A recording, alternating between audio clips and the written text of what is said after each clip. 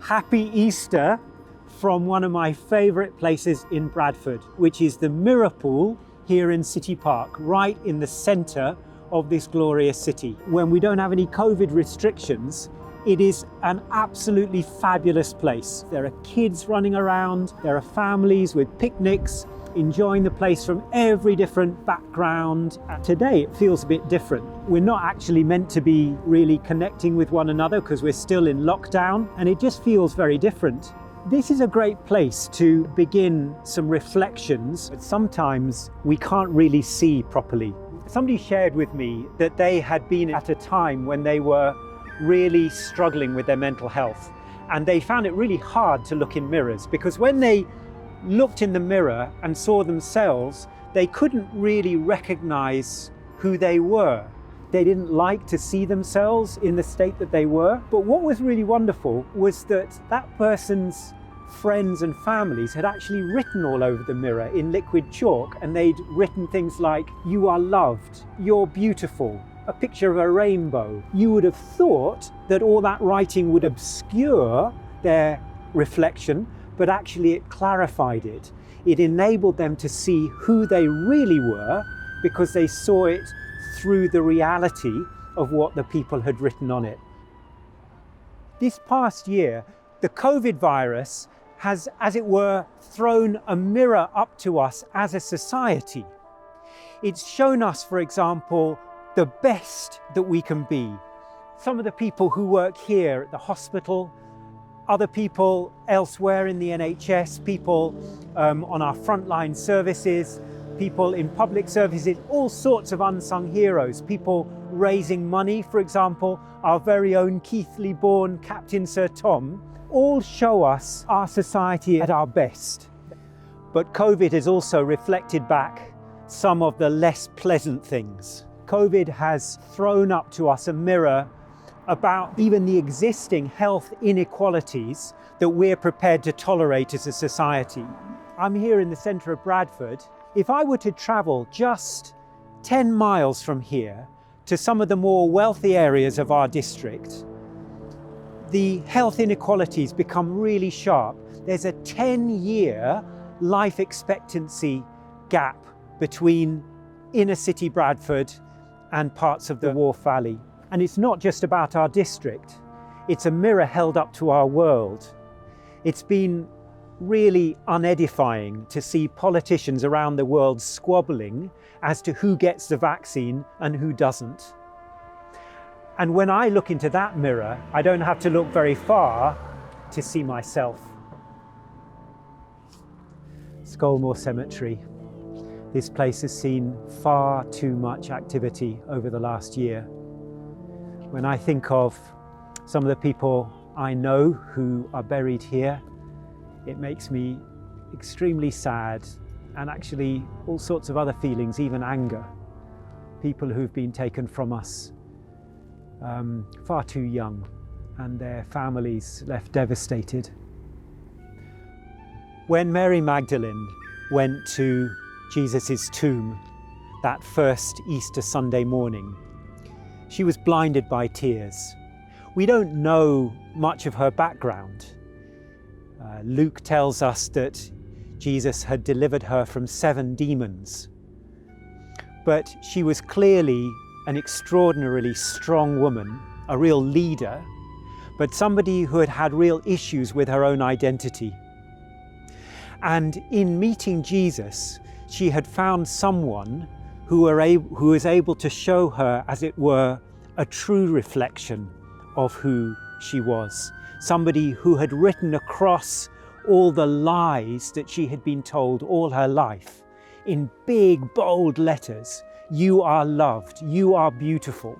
Jesus had given her forgiveness, freedom from judgment. But the problem was, the Friday before, all of that new hope which had risen in her had been devastated.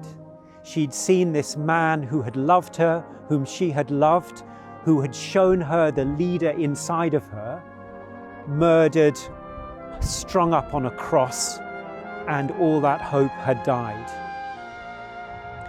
And yet she was faithful. All the other disciples had run away, and she had stayed with the story. She had stayed with Jesus. She had stayed with the body. She had seen him buried.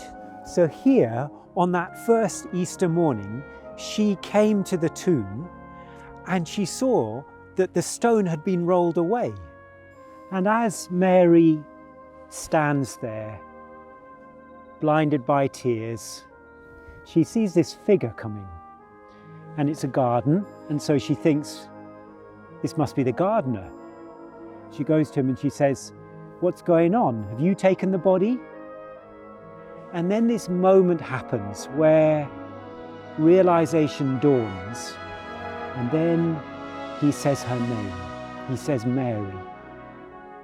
And she looks and she recognizes him, and she says, "Rabboni," teacher. She recognizes that it's Jesus. One of the things which is almost the favorite part, my favorite part of this job, is when I get to do baptisms and confirmations.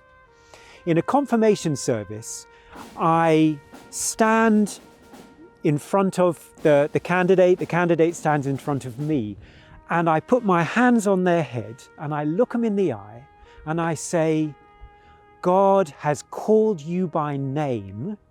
He has made you his own." Extraordinary words. And it's as if in that moment, it's like Jesus is speaking to that person by name, like Jesus is speaking to Mary and saying, whatever else you see in the mirror, this is the truth about you. You are a child of God. You have been forgiven, you've been healed, you've been restored, you've been offered a new start in life. And often in those moments, there's a real backstory to the people I get to confirm and baptize.